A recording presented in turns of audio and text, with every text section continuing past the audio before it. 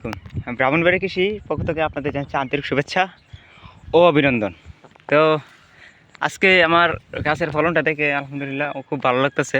এই যে দেখেন চিচিঙ্গা মাশাআল্লাহ কী পরিমাণ ধরছে। আর আজকে যে সেরা এই পর্যন্ত মানে নতুন গাছ অনুযায়ী আজকেই মনে হয় সেরা ফলনটা দেখাতে পারবো। আস্তে আস্তে আর বাড়বে আশাবাদী। ইয়া মালিক আল্লাহ, এখানে চিচিঙ্গাটা পড়ে গেছে। তো যাই হোক, এই যে দেখেন গতকালকে আমি চিচিঙ্গা পারছি মনে হয় 15 কেজি। আর বাজার দর কি বলবো, বাজার দর অনেক ভালো। আমাদের এলাকায় যে চিচিঙ্গাটা আসে সেটা হচ্ছে আপনার কুমিল্লা নিমসার বাজার থেকে, পাইকারি আড়ত ওইখান থেকে আসে। ওইখানে চিচিঙ্গার বাজার করা হয়, মানে যারা আমাদের এই এলাকার বাজারগুলোতে যারা ডিলার ওইখান থেকে কিনে আনে 72 টাকা কেজি।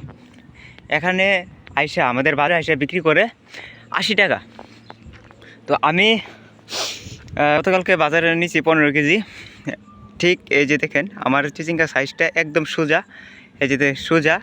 তারপর হচ্ছে আপনার শুধুমাত্র কাইটা নিয়েছি ক্যারেট দিয়ে, একদম চকচকা সাইজ।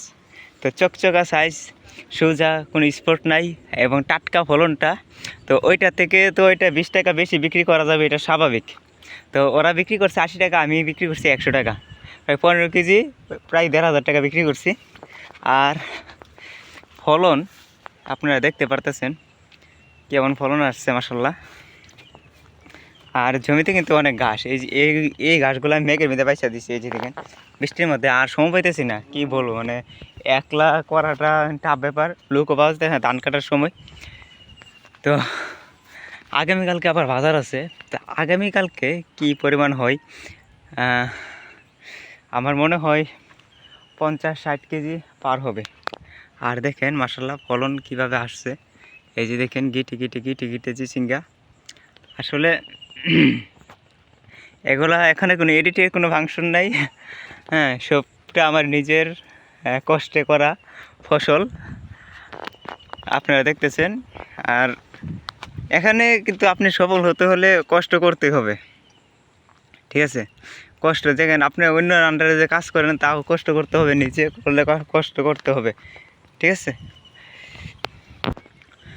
আর যারা অনেকে আছেন যারা নতুন করে কৃষিতে আসতে চাচ্ছেন বা আসতে চান, তাদের উদ্দেশ্যে আসলে নিজেকে দুর্বল মনে করলে আপনি আরও দুর্বল হয়ে যাবেন।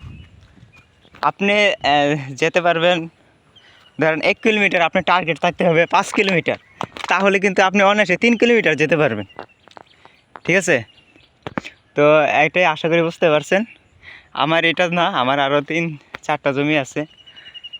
একটা আছে 20 তলা, শুধুমাত্র এই চারাগুলো উৎপাদন করি। তারপরে একটা ভেন্ডির জমি আছে, আর একটা পুঁই শাকের জমি আছে। তো যারা আমার নিয়মিত ভিডিওগুলো দেখেন তারা অবশ্যই জানেন যে আমার জমিগুলো সম্বন্ধে কোনটা কি হাল। তো ভিডিও বেশি বড় করব না, ঠিক আছে? আসছি জমিতে, এই যে পরিষ্কার করব, জমি ঘাস আছে পরিষ্কার করব। আর আয়সা যখন ফলনটা দেখলাম তো ভাবলাম আপনাদের মাঝে শেয়ার করি বিষয়টা, এই আর কি। তো সবাই ভালো থাকবেন, সুস্থ থাকবেন, আল্লাহ হাফেজ।